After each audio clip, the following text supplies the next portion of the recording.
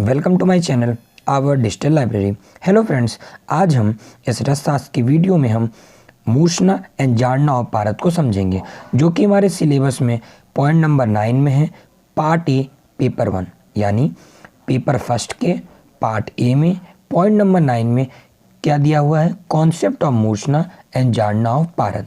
तो हम चलिए इसे टॉपिक बाय टॉपिक समझते हैं। तो सबसे पहला टॉपिक हमारा क्या रहेगा वो देखते हैं। कॉन्सेप्ट ऑफ मूषणा एंड जाड़ना ऑफ पारद। सबसे पहले हम प्रिपरेशन ऑफ कज्जली समझेंगे, फिर क्लासिफिकेशन ऑफ रस औषधि जिसमें खल्व रसायन खल्व रस पढ़ेंगे। एग्जाम्पल है जैसे त्रिभुवन कीर्ति रस, परपट्टी रस है एग्जाम्पल रस परपट्टी का। फिर कुपिपक्व रसायन में रस सिंधु समझेंगे और पोटली रस में हेमगर्भ पोटली, रस सेवन विधि और पथ्य और अपथ्य ऑफ पारद सेवन। ये टॉपिक रहेगा जो हम समझने वाले हैं। तो स्टार्ट करते हैं फर्स्ट टॉपिक से, कॉन्सेप्ट ऑफ जाड़ना ऑफ पारद। जाड़ना ही नाम गालन पातन व्यतिरेकेन ग्रस्तधन हेमादि रसस्य पूर्वावस्था प्रतिपन्नत्वम आयुर्वेद प्रकाश के द्वारा कहा गया है। It is a process in which गंधक धातु और अदक रस द्रव्य आर डाइजेस्टेड इन द पारद with the help of special यंत्रास लाइक विधयंत्र वालुका यंत्र etcetera. After the process of जाड़ना, जैसा कि हमने देखा आफ्टर द प्रोसेस ऑफ जाड़ना there is no change in the state और वेट ऑफ पारद। तो हमें ये समझना चाहिए कि जाड़ना के बाद पारद के ना स्टेट में ना वेट में अंतर दिखेगा, तो हम समझेंगे कि जाड़ना हो गया है। तो कॉन्सेप्ट ऑफ जाड़ना ये था कि there is no change in the state और वेट ऑफ पारद। अब हम नेक्स्ट चीज समझते हैं आखिर मेथड क्या है, द मेथड ऑफ पारद जाड़ना। तो हम कैसे करेंगे, पहले हम वालुका यंत्र ले लेंगे, उसमें फिर an mud vessel shaped iron vessel is kept on it, उसमें हम आयरन वेसल केप्ट करते हैं। गंधक इन द सेम, और उसमें हम गंधक रसायन गंधक डालेंगे। गंधक इस same proportion in kept in it, जितनी गंधक उतनी पारद। फिर हीटिंग इज डन टिल गंधक मेल्ट प्रॉपर्ली, जब तक गंधक ना मेल्ट हो जाए। ऑन प्रॉपर लिक्विफिकेशन पारद is added into it when half of the, जब आधा गंधक इवेपोरेट हो जाएगा, अगेन सेम प्रोपोर्शन ऑफ गंधक is added into it. In the same fashion गंधक remains is added depending upon the quantity of जाड़ना required. कैसी quantity required होती है वैसे हम लेते हैं। देखिए ये यहाँ पे एक चित्र है जिसमें हम जाड़ना कर रहे हैं, आप इसे समझ सकते हैं कि जाड़ना का प्रोसीजर चल रहा है। फिर जो मुख्य बात है कि पारद गंधक जाड़ना इफेक्ट, अगर हम सम गुण लेते हैं, सामान्य गुण लेंगे तो सामान्यम गदनाशः नाशन, द्विगुण महारोग विदूनन, मतलब महारोग इफेक्टिव रहेगा। फिर त्रिगुण में पुंसत्व प्रकाशन, चतुर्गुण में मेधा स्मृति विवर्धनम, मेधा स्मृति बढ़ती है। पंचगण में अशेष गद संताप नाशन, संताप का नाश। षडगुण में विविध अद्वित कार्यकृत। अब हम समझते हैं कि कॉन्सेप्ट ऑफ मूषणा क्या है। तो आयुर्वेद प्रकाश के द्वारा बताया गया है, अव्यभिचरित व्याधि घातकत्वम मूषणा in the process in which गंधक धातु और रसास द्रव्यास आर एडेड इन पारद with the help of special यंत्रास like विधयंत्र and वालुका यंत्र। After the process of मूषणा पारद attains the property of pacifying disease। देखिए जब हम जाड़ना किए थे तो कोई चेंज नहीं था पारद में, पर मूषणा करने पे क्या पारद attain the property of pacifying disease, यानी डिजीज को खत्म करने के लिए उसमें एक शक्ति आ जाती है। फिर बात करते हैं सिम्टम्स ऑफ मूर्छित पारद। सिम्टम्स ऑफ मूर्छित पारद में क्या आ जाएगा, कज्जलाभव यदा सुतो विहाय घन चापलम मूर्छितस्तु तदा गेये नाना वर्णो अपि च क्वचित, आयुर्वेद प्रकाश के द्वारा है।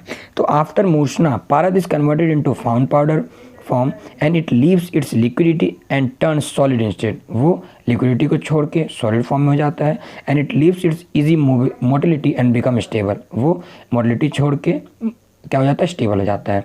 It takes different colours too, और वो अलग अलग कलर का भी हो जाता है। जैसे ब्लैक कलर का हो जाएगा तो कज्जली फॉर्म करेगा, येलो कलर का होगा तो सर्वांग सुंदर रस, वाइट कलर का हो जाएगा तो रस पुष्प, और रेड कलर का होगा तो रस सिंदूर सम।